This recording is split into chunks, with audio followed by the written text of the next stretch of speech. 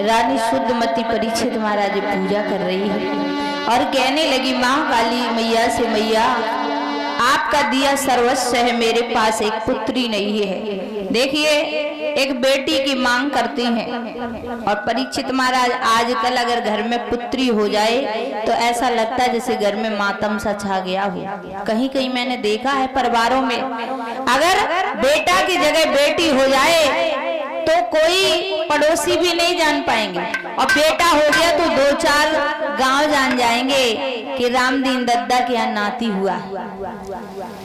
ये कंडीशन है बेटा बेटी में इतना फर्क।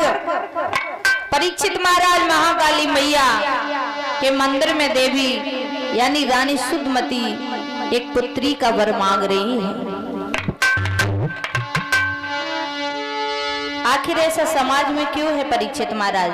माँ गड़बड़ी हुई तो सबसे पहले चाह क्या रहती है? अब तो भ्रूण हत्या बहुत बड़ा पाप है, ऐसे बताते भी नहीं है हॉस्पिटल में, लेकिन पैसा कुछ भी करवाए, पैसा भर दिया, पता चला है कि बेटा है कि बेटी, अगर बेटी है तुरंत डीएनसी करवा दी, ऑपरेशन करवा दिया।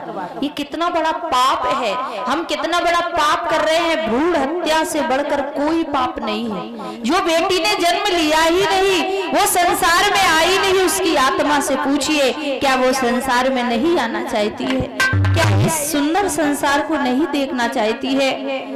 लेकिन सभी कहते हैं चरणों को स्पर्श करें तो मालूम क्या कहते हैं? पुत्र देवो भव। लेकिन पुत्री देवो भव कोई नहीं कहता है। कभी सुना है परीक्षित महाराज?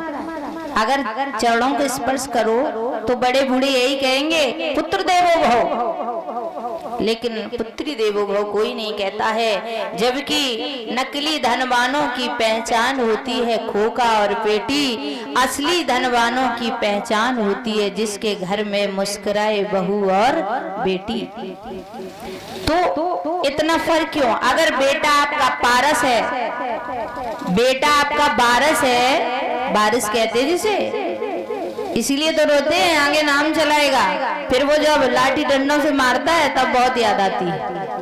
बेटा आपका अगर बारस है तो बेटी आपकी पारस है, बेटा आपका मान है तो बेटी आपका सम्मान है। परीक्षित महाराज, बेटा आपका वंश है तो बेटी आपकी अंश है, बेटा आपकी आन है तो बेटी आपकी शान है, और बेटा आपका तन है तो बेटी आपका मन है, बेटा संस्कार है तो बेटी संस्कृति है। लेकिन बेटा बेटी में कभी फर्क नहीं करना चाहिए। बहुत ये हो रहा है, भ्रूण हत्या इतनी हो रही है, आप कहीं भी चले जाइए, ये सबसे बड़ा माताएं पाप कर डालती हैं। माँ को तो विचार करना चाहिए कम से कम कि क्या जहाँ से बेटे को जन्म देती वहीं से बेटी, क्या बेटी होने में दर्द नहीं होता है? क्या ममता खत्म हो जाती है? बेटा अगर आपका दबा है तो बेटी आपकी दुआ है, अगर बेटा सत्य है तो बेटी अर्ध है, बेटी गीत है तो बेटा संगीत है। इसलिए आप कभी भी ध्यान दें कि अगर आपको कष्ट पड़े, यहाँ पर जो बुजुर्ग बैठे हैं अगर उनको थोड़ा बहुत अनुभव जरूर होगा, और हर जगह ये होता है कि अगर आपको परेशानी आती है तो अगर पुत्र पास में है तो पुत्र तो शादी के बाद पड़ोसी लगने लगते हैं, और पुत्री आपकी चाहे कितनी दूर हो, अगर खबर लग जाएगी मेरे माँ बाप कष्ट में है तो दौड़ करके आएगी।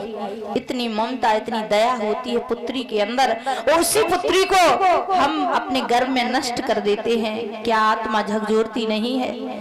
तो मेरा तो यही कहना, आप कथा सुन रहे हैं इन बातों का विशेष ध्यान रखें माताएं बहनें, कि भ्रूण हत्या भूल कर भी कभी ना करें, बेटी को गर्भ में नष्ट ना करें, ये सबसे बड़ा पाप है।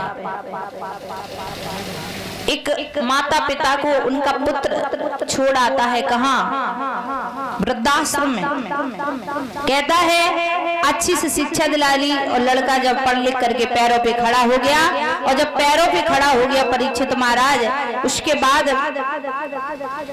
घर में बहू आती है।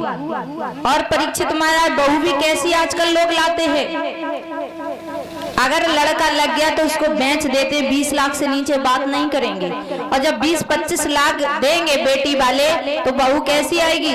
सूप नखा स्वभाव की, बेड से नीचे कदम नहीं रखेगी, चाहेगी बेड पर ही चाय नाश्ता मिले मुझे। तो पैसे के प्रभाव में सूप नखा जैसी बेटियां घर में लाते हैं बहुओं को, और पैसे के अभाव में सीता जैसी लड़कियां रो रही हैं घर में। उनके माँ बाप पर पैसा नहीं है, पैसा नहीं दे रहे तो वो नहीं करते। तो ये गलत है, ऐसा नहीं करना चाहिए। इसलिए मेरा तो यही कहना है कि बेटा बेटी में फर्क ना करो।